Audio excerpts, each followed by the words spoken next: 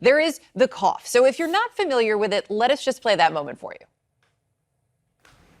At some point, I hope they get it because it's a fantastic financial statement. It's a fantastic financial statement. And let's do that over. He's coughing in the middle of my answer. Yeah, okay. I don't like that, you know?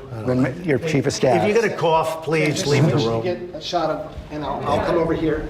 You just can't. Just to change the shot. Okay. Sorry.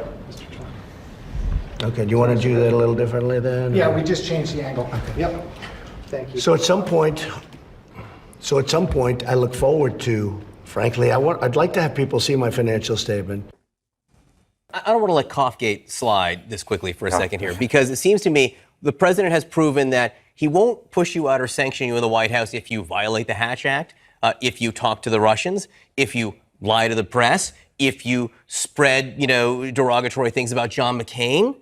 But if you cough, that'll get you kicked out of the Oval Office. And is this a germaphobe thing? Is this a megalomaniacal thing? I don't quite get it. It was really a bizarre moment. Yeah, the look of disgust was pretty intense, to say the least. I think he clearly is a germaphobe. There's been countless reports about how he doesn't like to really shake hands on the campaign trail and other things.